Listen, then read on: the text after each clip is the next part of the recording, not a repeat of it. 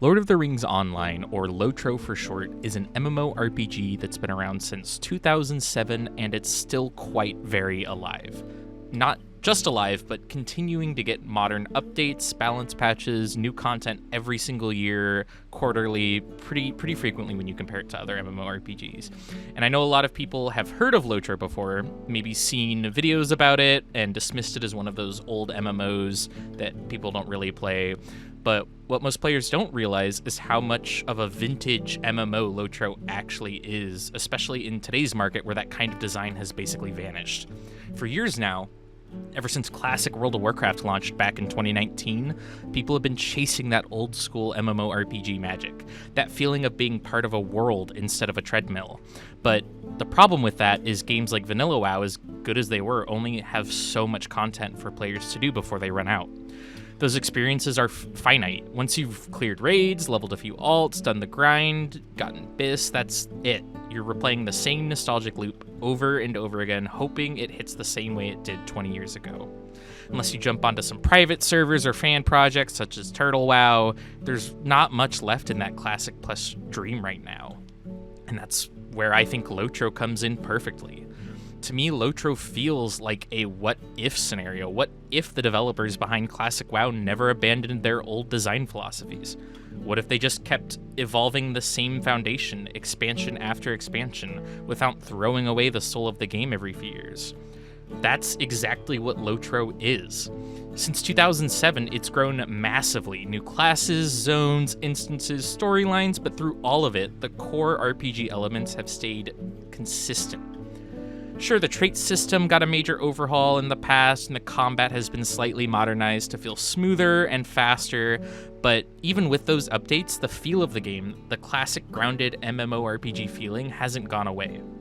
Every expansion doesn't tear your class apart or rebuild the game systems from scratch like World of Warcraft tends to do. Your character feels like a continuation of a story, not a reset and a turnover of the story. Itemization for LOTRO is another area where I think LOTRO really nails that Classic Plus energy.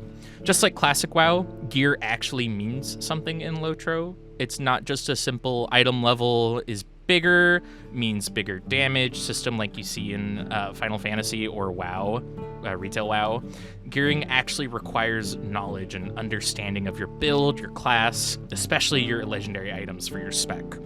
That makes finding upgrades fun in this game, unlike Retail, where you don't even know the name of an item. You just see it's got a bigger number, the right stats, and you equip it. Where in this game, those itemizations, you're optimizing, experimenting, and building around your playstyle. You're not looking up a guide to tell you what's best. You're actively working to find this out on your own, which is what creates that fun, exciting feel that these old MMOs had. And it's not just gear, but LOTRO has several systems that work beautifully with its gameplay. Legendary items, like I mentioned before, is one of those systems, where your character at level 50 gets 2 legendary items dependent on your class that grow with your character from level 50 onwards to whatever the level is. You will never replace these weapons unless you have a different set for a different spec, but you unlock traits for them. I think they're called traceries specifically, but you customize them to fit your class and your role, which makes your LI, your weapon, feel personal and impactful to you. When you get an upgrade, it's a huge difference, and it's not something that each expansion you throw away, but you build upon that system. Now, the next system we're going to talk about that works really well with LOTRO's gameplay is the Virtue system, which is going to receive a slight rework in the future, so this might be outdated by the time you're watching this. But Virtues are these stat buffs which you can unlock to boost your character's stats to fit whatever playstyle you have. And how you unlock virtues is through a system called deeds, which is basically LOTRO's version of achievements. And deeds are anything from killing, 30 to 60 mobs in a zone to finding all these hidden secrets to anything. It could be exploration, killing, any sort of achievement that you could see is a deed. And for completing these deeds, you get either virtue XP or LOTRO points or some combination of both. And with that virtue XP, you get to choose which virtues you wish to level, to choose, which of the virtue stat blocks you want to apply to your character. and you can select up to a maximum of 5 virtues to equip. And you will get all of those bonuses from those 5, but you will also get the benefits of all of your virtue's passive bonuses. So you won't get the main effect from every virtue you have totally, but you will get all of the passive bonuses and then the main bonuses of just those 5 equipped. So it's another system that kind of rewards your player for exploring and the bigger picture of the world rather than just grinding whatever end game is at the time. One of the best systems in LOTRO, though, for any MMORPG player has to be the outfitting system, as fashion is the true end game for any MMORPG. You can completely change the appearance of your armor without affecting stats, just like Transmog in WoW or Glamour in Final Fantasy or any other MMORPG like Guild Wars out there. But you will be able to pretty much cosmetically equip anything in the game. Besides, weapons have slight limitations, but armor is completely unlimited as long as you have access to the wardrobe. Even if you can't wear that specific item, if you're a light armored character and you want to cosmetically wear heavy armor, you just throw it in the wardrobe and then drag it from the wardrobe on your character, and now you can wear that. It's really unlimited compared to like World of Warcraft's or Final Fantasy's outfitting system, and it lets you truly make your character the way you want them to look and not how the game says they should look according to the game's gearing logics and whatever else. The only limitations that do come with this outfit system is if you change the appearance of a weapon. Let's say you have an axe equipped and you want to cosmetically equip a sword, you have to have that same weapon equipped because the animation styles are locked behind that weapon.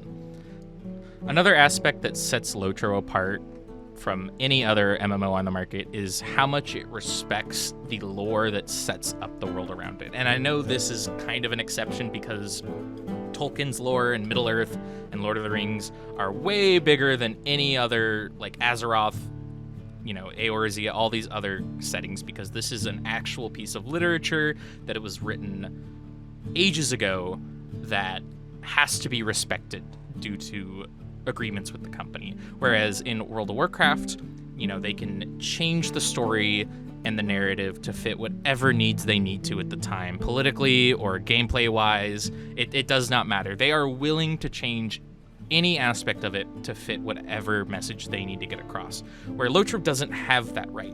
They have to respect what Tolkien wrote, and they cannot change anything that he wrote. They can only work around it.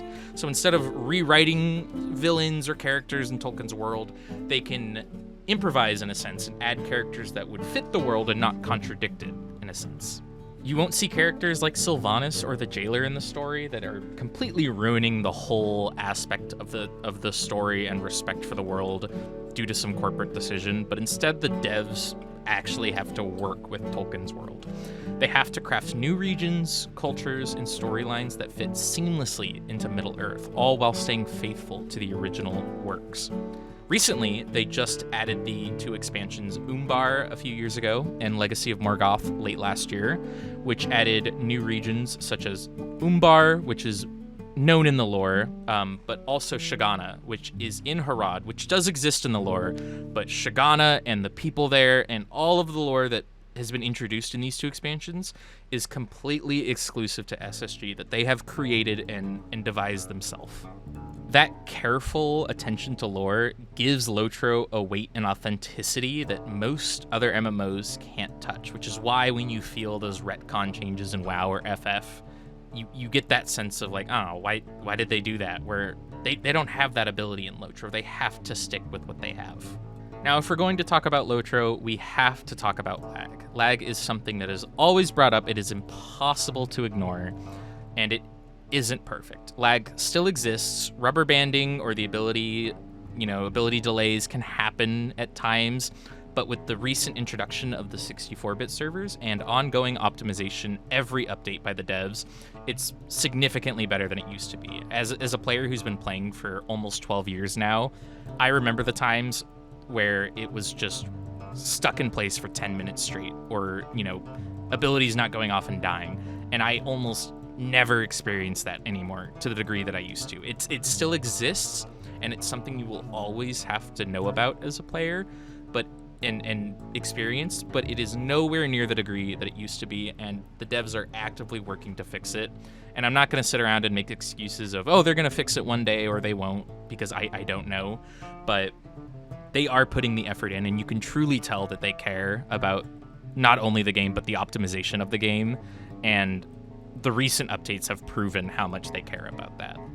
At its core, LOTRO still captures what made classic MMORPGs special. It has that slow, meaningful progression of characters instead of boosting to max level and just getting thrown gear and rewards like you're some champion of the new land.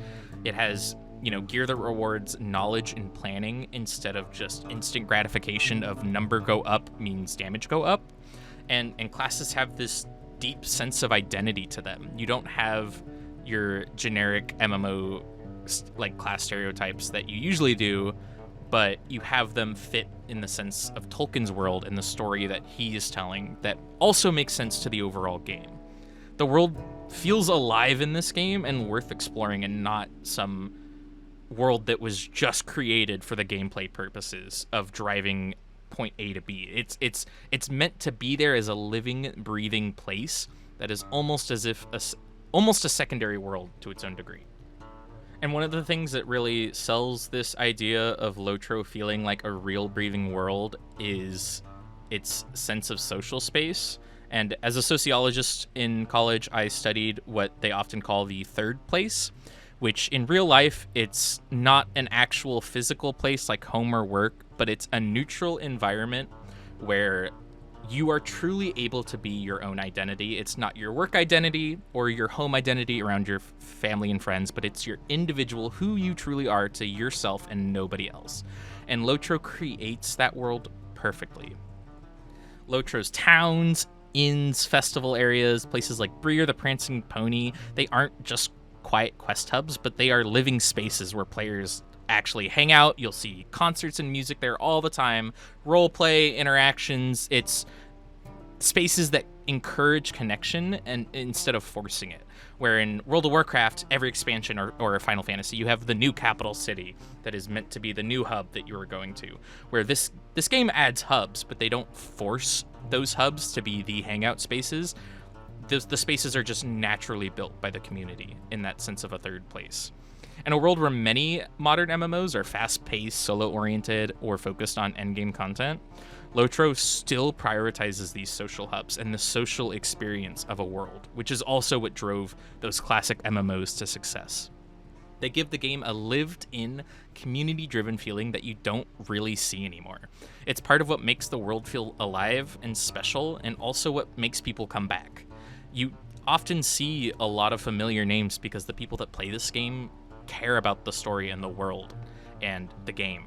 They're not just, random names that come across when you queue for a dungeon or whatnot. You get to know these people on your server and have a deeper connection with them, which is what MMORPGs were. It's in the name, massively multiplayer online role-playing game. It's meant to be a massive world for an RPG, but in recent MMOs, it's more of a massive world that you go do your instance content in, and not this shared social, not experiment, but shared social design.